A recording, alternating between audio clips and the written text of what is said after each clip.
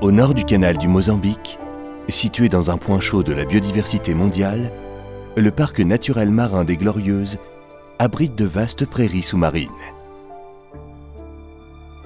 À l'image des récifs coralliens, les herbiers marins sont essentiels au maintien de la biodiversité des océans.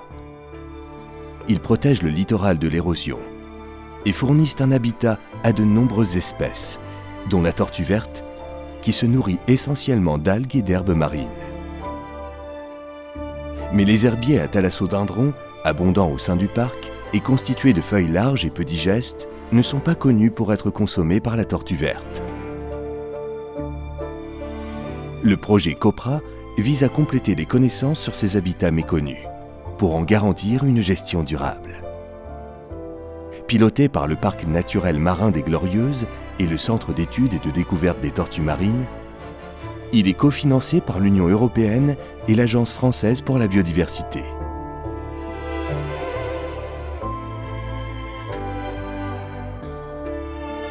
Deux expéditions scientifiques sont organisées en 2018. Leur but, découvrir et comprendre quel rôle jouent ces plantes pour les tortues marines et évaluer l'état de santé de ces herbiers.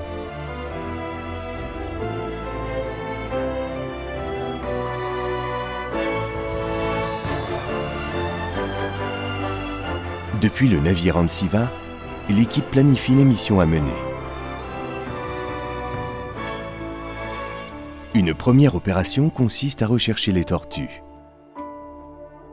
Les explorations sous-marines sont doublées d'observations aériennes en drone.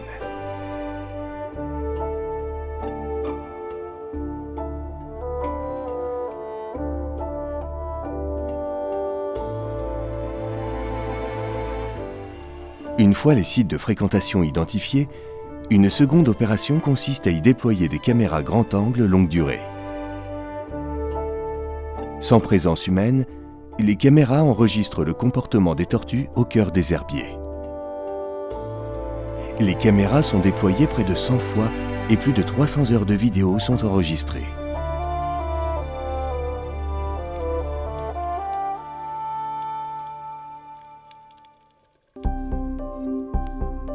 La capture temporaire de tortues marines, autorisée par les autorités compétentes, permet de compléter efficacement les données collectées.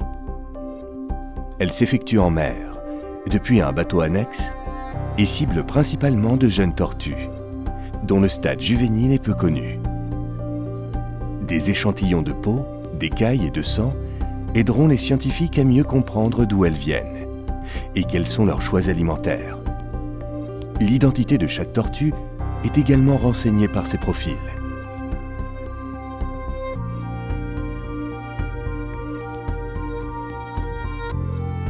Une troisième opération consiste à tester un nouvel équipement. Une caméra fixée sur la carapace des tortues enregistre tous leurs faits et gestes pendant près de 15 heures. En fin de déploiement, les caméras se libèrent automatiquement et émettent en surface un signal radio par une antenne VHF.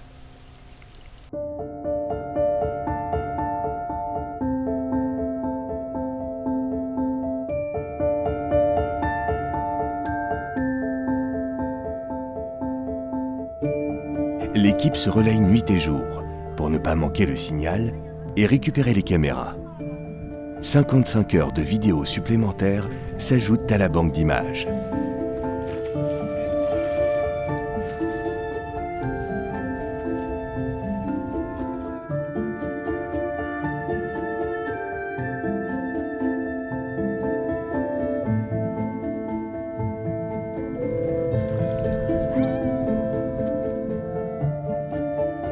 De retour à bord, un premier visionnage des vidéos enregistrées par l'ensemble des caméras renseigne l'équipe sur le comportement des tortues, leurs habitudes et leurs relations entre congénères. Les images révèlent que les tortues ne fréquentent pas les herbiers à thalassodendrons par hasard. Elles y trouvent de nombreux poissons qui les soulagent des parasites, algues ou peaux mortes, et profitent de ces stations de nettoyage pour prendre un peu de repos.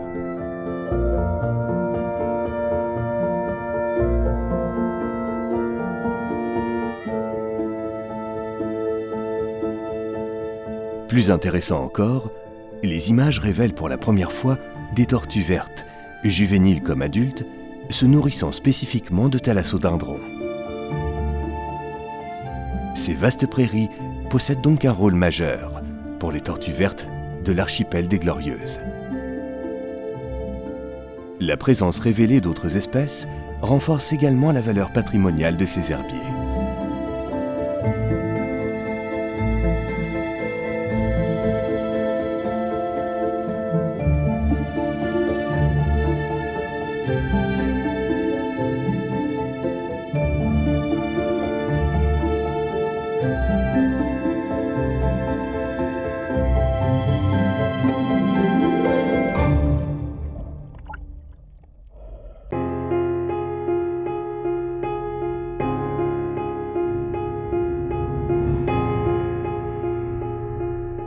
Une autre mission incombe à l'équipe.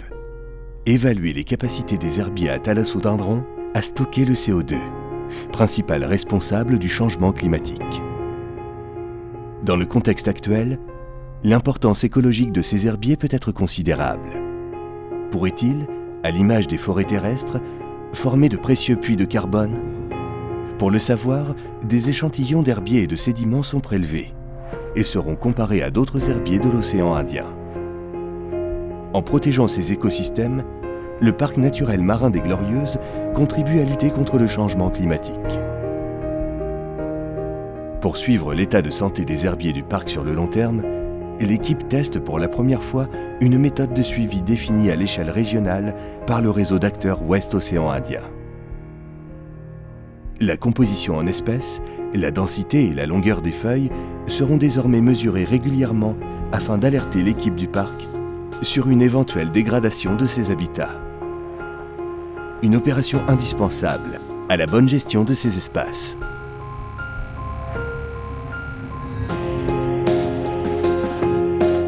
Au terme de ces missions, il reste à analyser l'ensemble des données collectées pour mieux comprendre la fonction et l'état de ces prairies sous-marines et le rôle joué par les tortues dans le maintien de ces écosystèmes.